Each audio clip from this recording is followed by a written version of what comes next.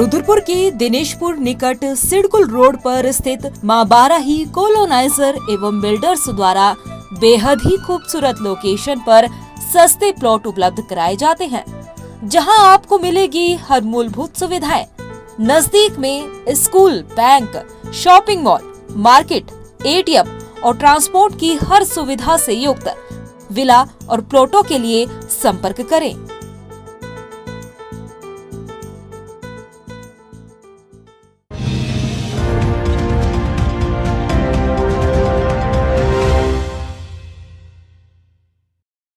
नमस्कार, मैं हूं आपके साथ प्रियंका मलिक। देवभूमि समाचारों में आप सभी का स्वागत है। आगे आप मेरे साथ देखेंगे उत्तराखंड से जुड़ी तमाम छोटी बड़ी खबरें विस्तार से, लेकिन सबसे पहले नजर डाल लेते हैं हेडलाइंस पर।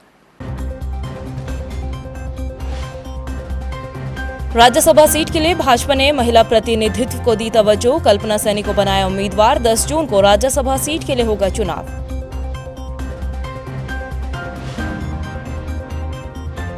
चंपावत उपचुनाव के लिए 31 मई को होगी वोटिंग। सुरक्षा व्यवस्था के मद्देनजर नेपाल की सीमाएं सील, बाहर से आने वाले वाहनों की चेकिंग जारी।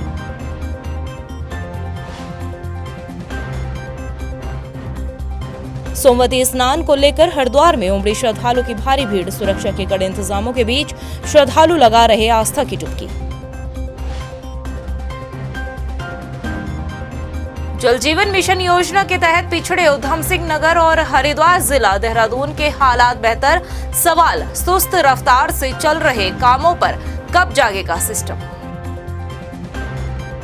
हेडलाइंस के बाद बुलेटिन में खबरें विस्तार से। रविवार को प्रधानमंत्री नरेंद्र मोदी ने मन की बात कार्यक्रम में जनता को संबोधित किया है। इस दौरान पीएम नरेंद्र मोदी ने चारधाम यात्रा का भी जिक्र किया। उन्होंने उत्तराखंड के देवर गांव की चंपा देवी और गुप्त काशी के सुरेंद्र की पर्यावरण संरक्षण के अभियान की भी प्रशंसा की। प्रधानमंत्री नरेंद्र मोदी ने पीक पर चल रही चारधाम यात्रा में केदारनाथ मार्ग पर गंदगी फैलाए जाने की बात को लेकर कहा कि ऐसी तस्वीरों को देख वो काफी दुखी है।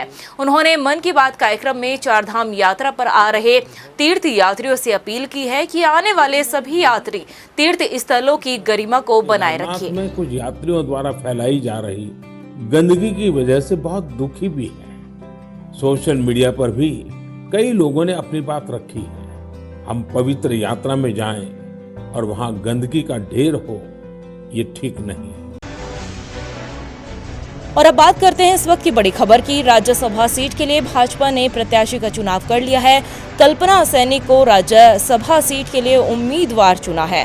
कल्पना सैनी को प्रत्याशी बनाकर पिछड़े वर्ग को साधने की भी कोशिश की गई है। इसके साथ ही राज्यसभा सीट पर जाने वाली कल्पना सैनी जो है वो तीसरी महिला होगी और 10 जून को राज्यसभा सीट के लिए चुनाव होना है।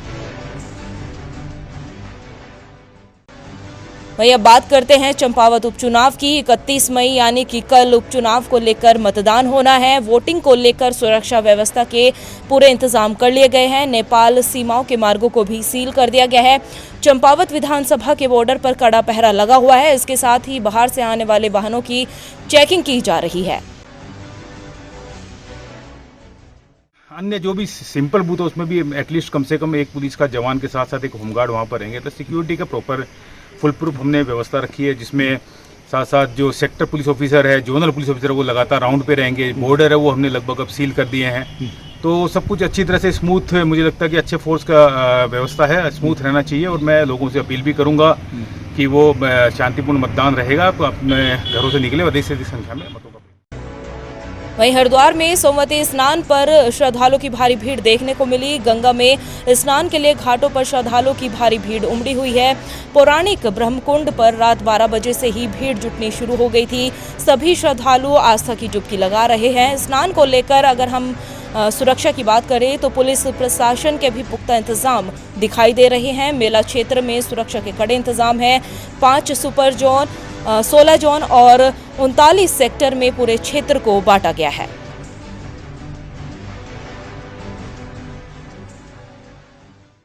कई ट्रैवल एजेंट्स के जरिए चारधाम यात्रा में फ्रॉड करने के मामले सामने आ रहे हैं, जिसकी बुकिंग में तारीख बदली जा रही है। डीजीपी अशोक कुमार ने कहा कि ऐसे कई मामलों में मुकदमे दर्ज हो चुके हैं। डीजीपी ने लोगों से ये भी कहा है कि रजिस्ट्रेशन उपलब्ध हो उसी के बाद तारीख लेकर यात्रा करें और किसी के बहकावे में ना आए। देखिए, अपील इसलिए है कि हमने रजिस्ट्रेशन पे रोक लगाई, लिमिट लगाई, उसके बावजूद भी ट्रैवल एजेंट्स लोग फ्रॉड कर दे रहे हैं, उसकी तारीख बदल दे रहे हैं। गलत है। हमने मुकदमे भी दर्ज किए हैं। हम बार बार आपसे रिक्वेस्ट भी कर रहे हैं कि कृपया करके ऐसा मत करिए, प्रशासन का सहयोग करिए। भीड़ इतनी ज़्यादा है जो मैनेज नहीं हो रही है, इसलिए जो बाद की डेट्स में करा लें, जब रजिस्ट्रेशन उपलब्ध है उसमें यात्रा कर लें।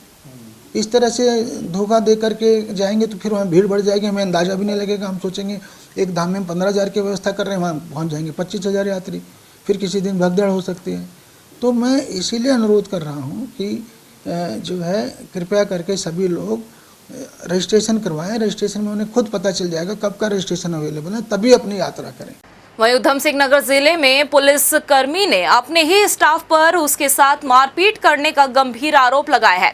एसएसपी उधम सिंह नगर से पीड़ित ने इस पूरे मामले में न्याय की गुहार लगाई है। दरअसल आरोप है कि पंतनगर में पुलिस महानिदेशक की पत्नी के घर में खाना बनाने के लिए दीपक उप्रेती की ड्यूटी लगाई गई थी। दीपक उप्रेती ने तबीयत खराब होने की वजह से ड्यूटी नहीं कर पाए, लेकिन इसी बात से नाराज पुलिस के स्टाफ ने उसकी लाठी डंडों से पिटाई कर दी। इस मामले में यूकेडी ने भी न्याय की गुहार लगाई है। वहीं दूसरी तरफ इस पूरे मसले पर डीजीपी अशोक कुमार का कहना है कि इस मामले की जांच निष्पक्ष तरीके से की जाएगी। ये दीपक उप्रेती है, उधम सिंह नगर रुद्रपुर में 4th क्लास एम्प्लॉई है और इसको कहा गया है कि जो पुलिस महानिदेशक हैं उनकी पत्नी के बंगले पे खाना बनाया जाए और इसका कहना सिर्फ इतना था कि भाई मेरी पत्नी की तबीयत खराब है, मैं जरा अपनी पत्नी को डॉक्टर को दिखा के आ जाऊंगा, फिर मैं चला जाऊंगा। इसको इतनी बात पे मैडम के बंगले पे ले जाया गया। वहाँ पे जो प्रतिसार निरीक्षक थे वेदप्रकाश भट्ट जी, ये स्टोर मुंशी थे अकरम, और जो इनके एक और दीवान थे वहाँ पे, उन्होंने बहुत बुरी तरीके से लाठी डंडों से पीटा। ये आप देख सकते हो। पुलिस जवान की शिकायत जो 18 मई को डेटेड है वो मेरे कार्यालय में प्राप्त हुई, तो हमने उसको एसएसपी उधम सिंह नगर को जांच कराने हेतु निर्देशित कर दिया है अभी 4-5 दिन पहले। और उसमें बेसिक आरोप ये है कि मैंने ड्यूटी मेरे को लगाई थी आरआई ने कहीं, और डीजी साहब के साथ लगाई थी, उनके घर पे लगाई थी। मैंने उसमें कहा कि मेरी पत्नी की कोई प्रॉब्लम है तो मैं नहीं जा सकता हूँ, तो मेरी आरआई ने अपने स्टाफ वगैरह से मेरी पिटाई करवा दी। बीते साल अक्टूबर में आई दिव्या आपदा से काठगोदाम बैराज से गोलापार क्षेत्र में जाने वाली सिंचाई नहर क्षतिग्रस्त हो गई थी, जिसका निरीक्षण करने के लिए सिंचाई विभाग के अधिकारियों के साथ कुमाऊं कमिश्नर दीपक रावत पहुंचे। इस दौरान उन्होंने काठगोदाम के गोला बैराज से निकलने वाली नहर से लेकर लीसा फैक्ट्री के पास तक की सिंचाई नहर का निरीक्षण किया। दीपक रावत ने कहा कि गोलापार क्षेत्र के 2000 हेक्टेयर भूमि में खेती होती है, ऐसे में सिंचाई की काफी जरूरत है, लिहाजा आपदा में नहरों का जो हिस्सा डैमेज हुआ उसे दोबारा बनाने से एक बार फिर टूटने का खतरा बना हुआ है। ऐसे में पाइप के जरिए पानी को निकाला जाएगा। तो फिलहाल जो काठगोदाम ब्रिज के पास कुछ डैमेजेस हुए हैं उसको रिपेयर करने के लिए हमने यहाँ से कुछ धनराशि अनटाइड फंड से दी थी, ताकि इसमें जितना क्यूसेक पानी अभी चल रहा है कुछ बढ़ा के हम दे सकें। वो फिर भी एक टेम्प्रेरी एक तरीका है। इसका जो फुल टाइम तरीका तो यही है कि जिस सेक्शन में वॉश आउट हो गया है उस सेक्शन में या तो नए सिरे से हम नहर बना दें, या फिर उसमें उसको हम जो खतरे वाला पोर्शन है उसको बाईपास करते हुए पाइप्स के माध्यम से इसको भेजें। तो इसी को लेके 5 करोड़ का एस्टिमेट इरिगेशन की ओर से है, जो एक इम्पॉर्टेंट एस्टिमेट है। इसमें काम करवाए जाने की आवश्यकता है, इसमें आगे हमारी ओर से कार्रवाई की जाएगी। उत्तराखंड के प्राइवेट स्कूलों में 25% सीटें गरीब छात्रों को निःशुल्क पढ़ाई के लिए हर साल आवंटित की जाती है, लेकिन प्राइवेट स्कूलों में 100% गरीब छात्रों के एडमिशन नहीं हो पाते। इस साल भी उत्तराखंड में 50% सीटें पहली बार करीबन लॉटरी प्रक्रिया निकालने के बाद खाली हुई है, लेकिन खाली सीटों को भरने को लेकर शिक्षा विभाग की तरफ से क्या कुछ कोशिशें हो रही है, ये रिपोर्ट देखिए। राइट टू एजुकेशन के तहत प्राइवेट स्कूलों में 25% सीटें गरीब छात्रों की निःशुल्क एजुकेशन के लिए निर्धारित हैं। क्लास 1 से लेकर 8 तक निःशुल्क पढ़ाई गरीब छात्रों का हक है, लेकिन इस साल भी क्लास 1 में जो एडमिशन प्रदेश भर में हुए उसके तहत खाली रह गई 50% सीटों ने विभाग के माथे पर बल डाल दिए हैं और सवाल खड़े कर दिए हैं कि आखिरकार कैसे 100% सीटों को भरा जाए।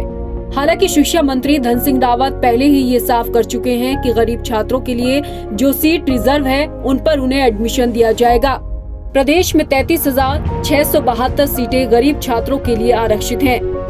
इनमें से एडमिशन की पहली प्रक्रिया में 17,662 छात्रों का ही एडमिशन हो पाएगा। जो सीटें रिजर्व गरीब छात्रों के लिए रखी गई हैं, उनमें से 28,066 आवेदन मिले थे।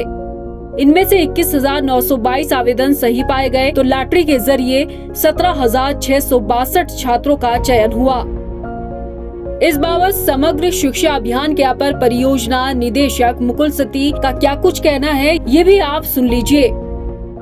देखिए, राइट टू एजुकेशन में जो 25% जो कोटा होता है वो 12(1)(c) के लिए आवंटित होता है, तो उनका आवंटन हमने कर दिया। 17,662 आवंटन हमारे अभी तक हो चुके हैं लॉटरी प्रक्रिया के द्वारा, जो ऑनलाइन सिस्टम से भरे जाते हैं। 34,000 कुल सीटें हैं, तो बाकी सीटें अभी वाकई में खाली हैं।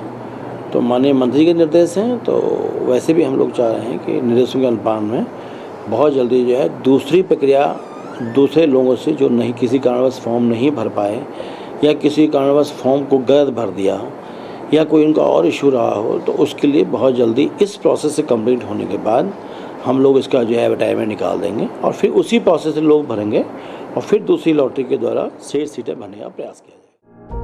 हर साल की तरह इस साल भी प्राइवेट स्कूलों में 25% सीटें गरीब छात्रों के एडमिशन को लेकर नहीं भर पाई हैं। ऐसे में शिक्षा विभाग एक बार फिर एडमिशन का मौका देने जा रहा है, मगर देखना ये होगा कि जो लक्ष्य शिक्षा मंत्री धन सिंह रावत ने गरीब छात्रों की 100% एडमिशन के लिए रखा है वो पूरा हो पाएगा या नहीं। टाइम टीवी के लिए देहरादून से मनीष डंगवाल की रिपोर्ट।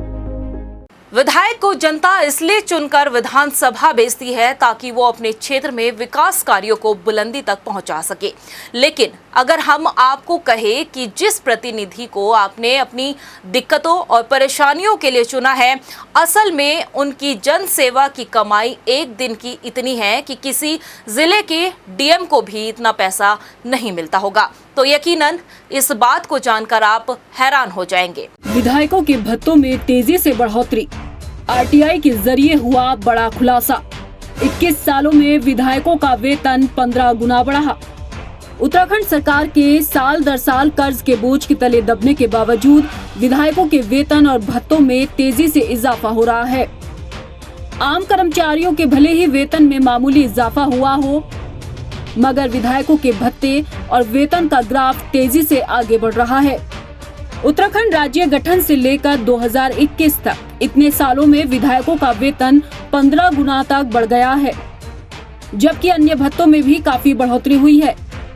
इस बात का खुलासा काशीपुर निवासी नदीमुद्दीन की तरफ से दाखिल आरटीआई के तहत हुआ।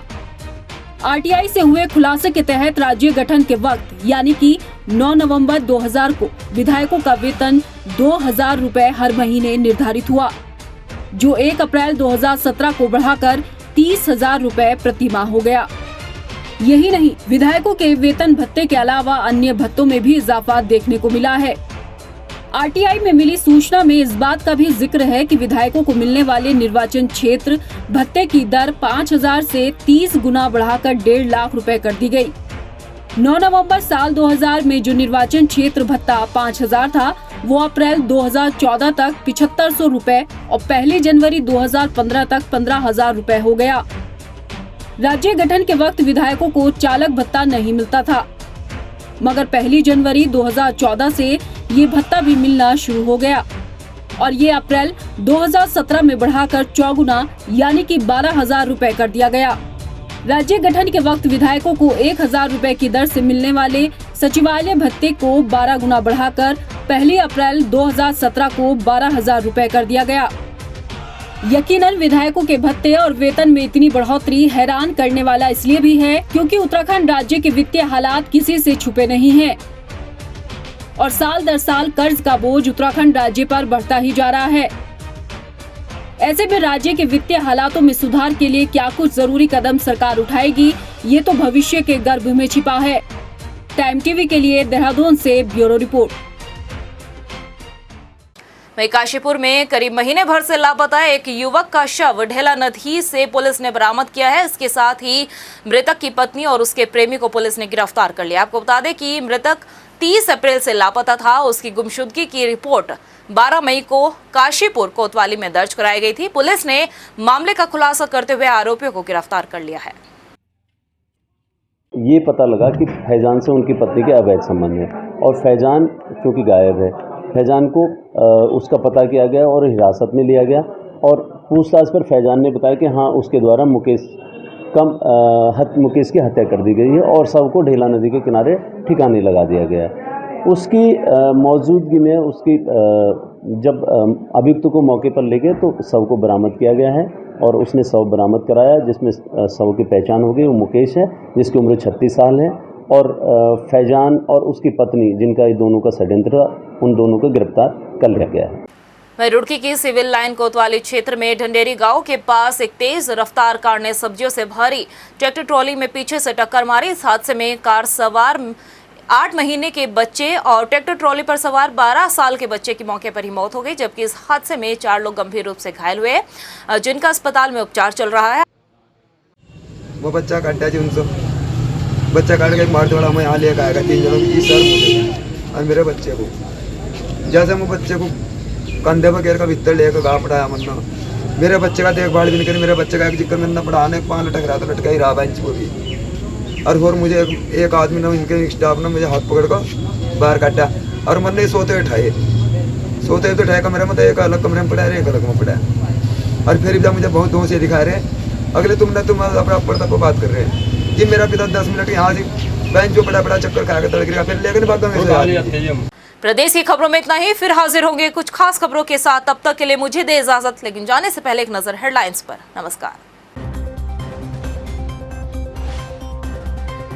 राज्यसभा सीट के लिए भाजपा ने महिला प्रतिनिधित्व को दी तवज्जो। कल्पना सैनी को बनाया उम्मीदवार। 10 जून को राज्यसभा सीट के लिए होगा चुनाव।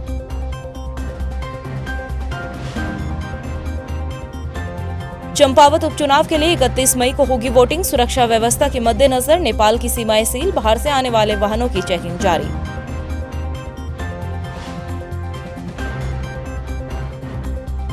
सोमवती स्नान को लेकर हरिद्वार में उमड़ी श्रद्धालु की भारी भीड़। सुरक्षा के कड़े इंतजामों के बीच श्रद्धालु लगा रहे आस्था की डुबकी। जल जीवन मिशन योजना के तहत पिछड़े उधम सिंह नगर और हरिद्वार जिला देहरादून के हालात बेहतर। सवाल, सुस्त रफ्तार से चल रहे कामों पर कब जागेगा सिस्टम।